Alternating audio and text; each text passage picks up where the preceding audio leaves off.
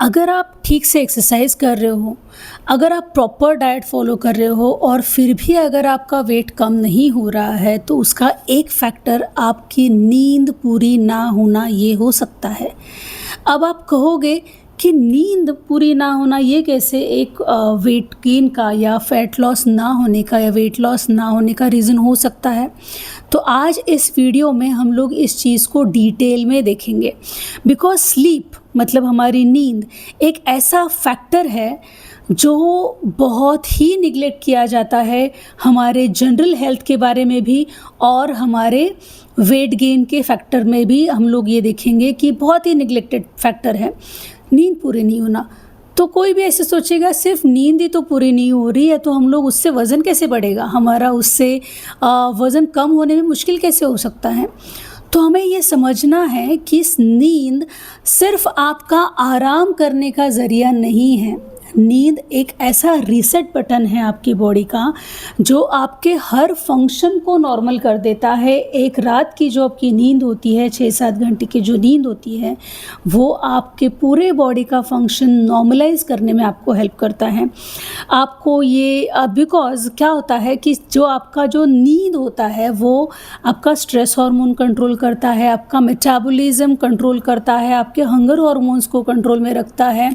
और इसीलिए अगर आपका नींद कम है या नींद कच्चा है, पुअर है, तो आपका बॉडी फैट स्टोरेज मोड में चला जाता है कि अब मुझे फैट जमा करना है, क्योंकि सर्वाइवल मोड हो जाता है नींद के लिए वो, बॉडी के लिए वो। तो यहाँ पे पुअर स्लीप हमें कैसे, नींद जो हमें नहीं मिलती है वो कैसे हमें वेट गेन के लिए हमारे रीज़न हो सकता है। बिकॉज जब आपकी नींद पूरी नहीं होती है तो एक हार्मोनल चेन रिएक्शन ऑन हो जाता है। आपका स्ट्रेस हार्मोन बढ़ने लग जाता है, आपका ग्रेलिन हार्मोन बढ़ने लग जाता है, जिसकी वजह से आपको भूख बहुत लगने लग जाती है। बहुत बार आपने नोटिस किया होगा कि अगर आप लेट नाइट जाग रहे हो, कोई पार्टीज़ है, कोई मूवीज़ देखने गए हो, तो आपको ना ऑटोमेटिकली भूख लगने लग जाती है, कुछ तो खाने की इच्छा होती है। और मैक्सिमम टाइम ये कुछ तो चटर पटर या जंक फूड खाने की इच्छा होती है। और आपका जो भूख ये कि नहीं मुझे खाना नहीं है, मुझे पेट भरा हुआ, ये हार्मोन लेप्टिन हार्मोन जो आपको ये बताता है वो कम हो जाता है, इंसुलिन सेंसिटिविटी भी कम हो जाती है। तो इससे होता क्या है, आपके क्रेविंग्स बढ़ जाते हैं, आपका बेली फैट बढ़ता है, आपका फैट मेटाबॉलिज्म कम हो जाता है, आपका वेट गेन होने लग जाता है। डिस्टर्ब्ड स्लीप भी बहुत बड़ा रीज़न है कि आप बोलोगे नहीं हम लोग तो सो रहे हैं, टाइम पे सो रहे हैं, टाइम पे उठ रहे हैं, लेकिन स्लीप भी डिस्टर्ब हो रही है। अब इसके भी अलग अलग रीज़न्स हो सकते हैं। जैसे सबसे बड़ा और मेन रीज़न है आपका वापस आपको यूरिन के लिए उठना। अब यूरिन के लिए अगर फ्रीक्वेंट यूरिनेशन अगर है, उसके भी काफ़ी सारे रीज़न्स हैं, मेडिकल रीज़न्स भी हो सकते हैं जो हमें पूरी तरह से सॉल्व करने होंगे।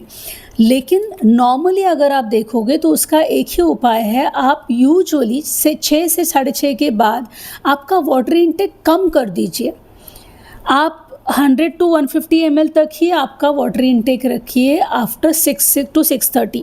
हाँ, पूरा दिन आप एक्टिव रहते हो, आप कुछ ना कुछ करते रहते हो, तो आपका जो वाटर इंटेक है वो पूरा दिन बहुत अच्छा होना चाहिए। लेकिन 6 के बाद नहीं, बिकॉज हम लोग उतना टाइम हमारे बॉडी को देना चाहिए कि वो एक्सक्रीशन हो जाए और अभी हमारा ब्लैडर थोड़ा खाली रहे, ताकि रात भर में जितना भी यूरिन है वो ऑक्यूपाई कर पाए, राइट। तो ये हमें यहाँ पे देखना है। अभी उसके बाद आता है आपका कॉर्टिसोल।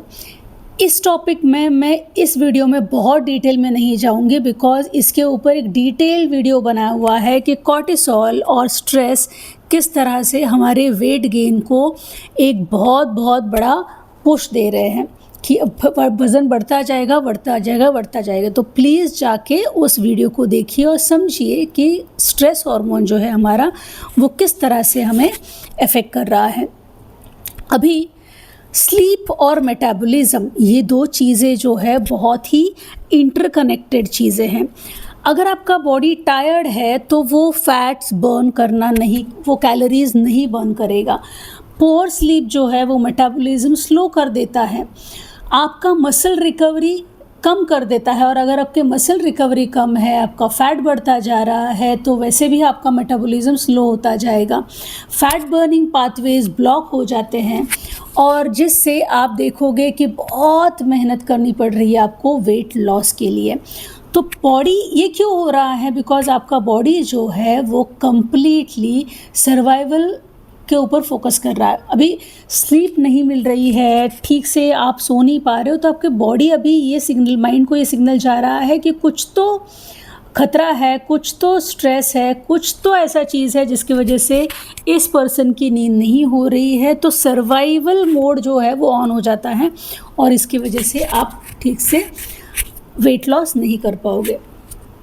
अभी स्लीप डिप्राइव्ड लोग जो होते हैं, उनमें होता क्या है कि बहुत मेहनत कर रहे हैं वो, कि एक्सरसाइज, जिम जा रहे हैं, दौड़ रहे हैं, भाग रहे हैं, 5000 स्टेप्स कंप्लीट कर रहे हैं, लेकिन फिर भी वेट लॉस नहीं हो रहा है। डाइट, हम लोग तो ज़्यादा खाते ही नहीं, आधे चपाती खा लिया, थोड़ा सा राइस खा लिया, फिर भी हमारा वेट बढ़ता जा रहा है। तो ये इतने रिस्ट्रिक्शंस के बावजूद भी नहीं हो पा रहा है। क्यों नहीं हो पा रहा है? रिजल्ट्स कम दिखेंगे, थकान ज़्यादा होगी, बिकॉज़ आपकी नींद पूरी नहीं हो रही है, बहुत फ्रस्ट्रेशन होगा, आपका माइंड जो है वो ठीक से काम नहीं हो पाएगा, बिकॉज़ नींद पूरी नहीं हो रही है, और इसी वजह से फ्रस्ट्रेशंस होगा। और ये हमें समझना बहुत ज़रूरी है कि इशू हमारे विल पावर में नहीं है, हमारे स्लीप साइकिल में है। तो इतना तो आप समझ रहे हो ना कि भाई स्लीप साइकिल जो है वो बहुत बहुत ज़रूरी है। अब हमें क्या करना है? एक हेल्दी स्लीप साइकिल को समझना है, और हमारे स्लीप साइकिल को मेंटेन करना है, एस्टैब्लिश करना है हमें अभी। तो फॉलो करना है जल्दी से। आप मेरे जो fat and fit to journey के जो लोग हैं, उनके पास तो अपनी डायरी है ही, नोट डाउन कर रहे होंगे। तो अभी आपको क्या करना है, एक चीज़ ध्यान में रखना है कि आपका सोने का और आपके उठने का टाइम ये बहुत बहुत ही रेगुलर होना चाहिए, बहुत फिक्स्ड होना चाहिए। आपकी नींद जो है वो डीप स्लीप मिलनी चाहिए, अनइंटरप्टेड स्लीप, मतलब आपको डिस्टर्बेंस नहीं होने चाहिए। इसीलिए यूजुअली रात को सब कोई हर कोई सोता है, तो इसीलिए आवाज़ें भी कम होती है, तो वो एक फैक्टर ब्लॉक हो जाता है। दूसरी चीज़ है आपका यूरिन का, जो मैंने आपको उसके बारे में बताया कि क्या करना है। लाइट्स जो है वो एकदम डिम लाइट्स रखना है, ताकि मेलाटोनिन जो हार्मोन है हमारा, वो हार्मोन जो है वो एक ऐसा हार्मोन है जो आपको सिग्नल करता है कि आपका बॉडी जो है, आपका ब्रेन जो है अभी वो नींद के लिए रेडी है।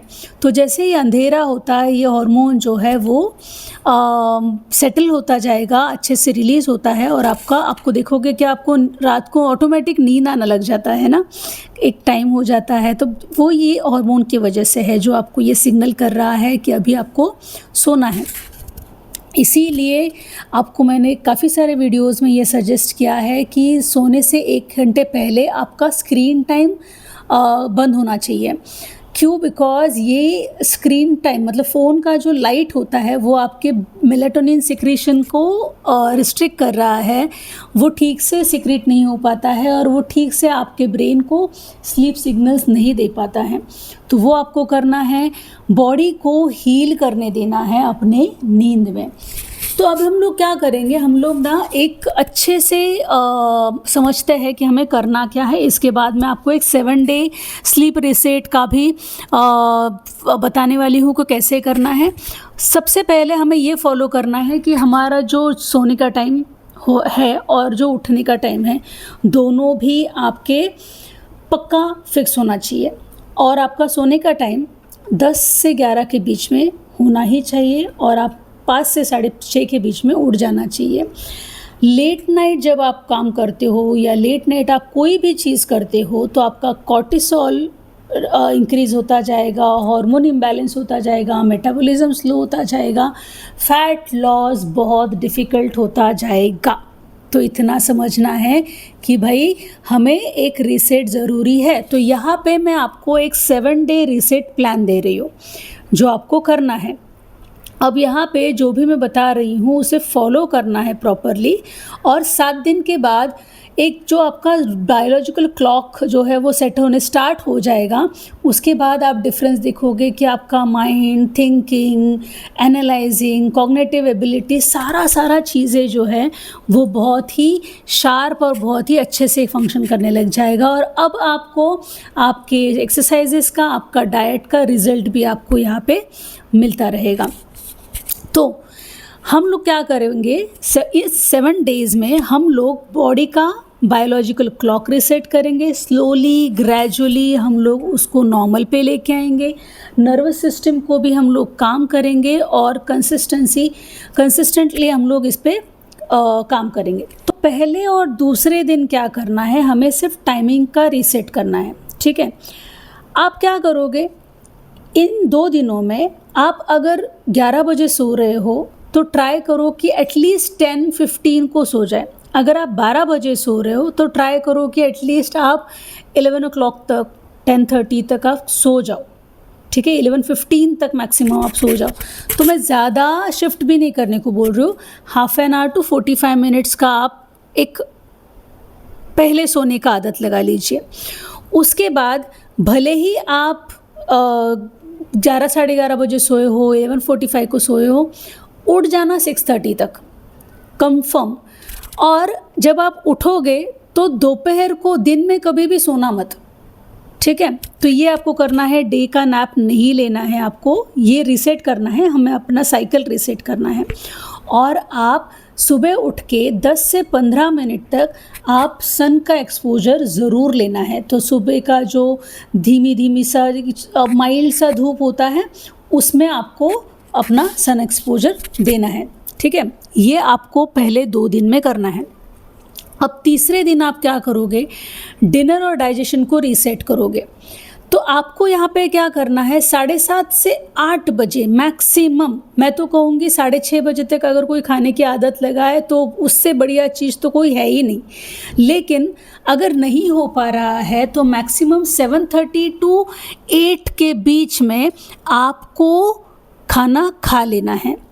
उसके बाद ये जो खाना आप खाओगे तो हैवी मील नहीं करना है, जैसे कि नॉनवेज खा लिया या कोई ऐसी हैवी चीज़ खा ली जैसे चपाती भाजी ऐसे कुछ खा लिया, तो वो नहीं करना है। आपको लाइट चीज़ें खानी है। आप कोई सूप ले सकते हो, आप सैलड्स ले सकते हो, इस तरह से माइल्ड चीज़ें आपको खानी है। और खाना खाने के बाद इमीडिएटली आपको सोना नहीं है। तो ये आप चीज़ें करोगे डिनर और डाइजेशन को रीसेट करने के लिए तीसरे दिन से। अभी आप जो, ऐसा नहीं है कि फर्स्ट 1 and 2 डेज़ का जो मैंने बताया है वो 3rd डे पे छोड़ दो, नहीं, आपको जो फर्स्ट डे से बताया है वो आपको फॉलो ही करना है।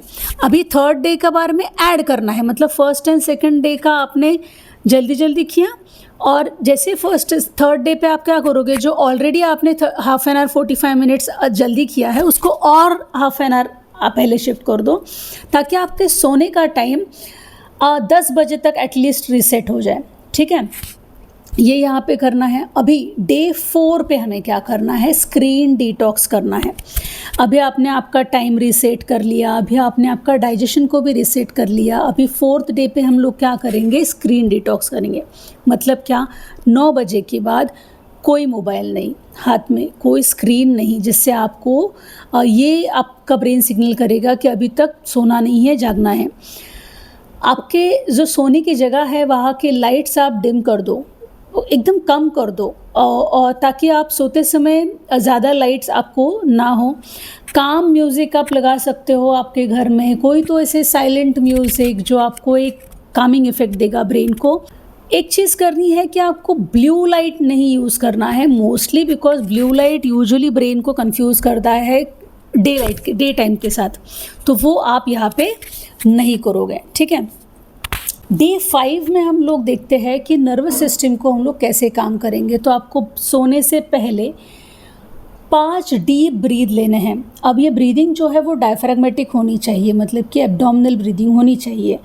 अब डायफ्रैग्मेटिक ब्रीदिंग के ऊपर एक मैंने बहुत ही डिटेल वीडियो बनाया है, वो भी आप जाकर देख सकते हो। उसमें मैंने बहुत ही अच्छे तरीके से बताया है कि आपका ब्रीदिंग सही गलत, किस टाइम पे कौन सा ब्रीदिंग सही है, किस टाइम पे कौन सा गलत है, वो आपको मैंने बहुत डिटेल में समझाया है और वहाँ से आप डायफ्रैग्मेटिक ब्रीदिंग के बारे में भी समझ सकते हो।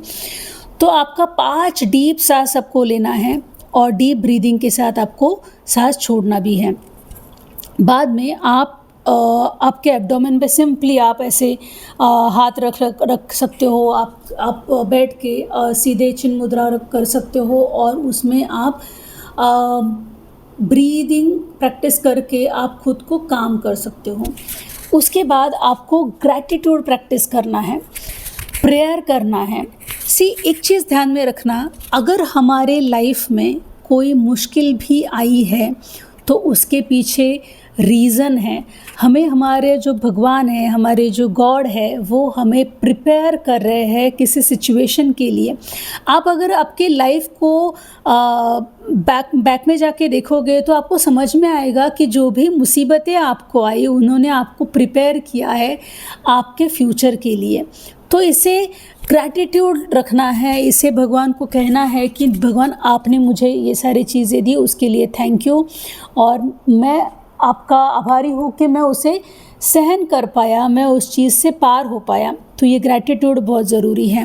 ये सब करने से होगा क्या, आपका माइंड जो है, आपका बॉडी जो है, वो ये समझेगा कि अब सब कुछ ठीक है और मैं रेस्ट कर सकता हूँ।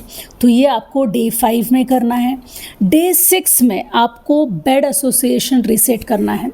बेड जो है आपका, वो सिर्फ सोने के लिए नहीं होता है, आपका वो रेस्टिंग फेज़ है, आपका वो रीसेट प्लेस है। इसीलिए वहाँ पे no phone, no working, no overthinking, ये 3 चीज़ें आपको समझना है। अगर आपका कोई थॉट आता भी है, तो कोई डिस्टर्बेंस हो भी रहा है, तो आप उसको स्लो ब्रीदिंग करके उस चीज़ से बाहर निकल के जल्दी से आपको सोने का प्रयास करना है। इसीलिए डे 5 में हमने नर्वस कामिंग का भी इफ़ेक्ट हमने पहले ही इम्प्लीमेंट किया है।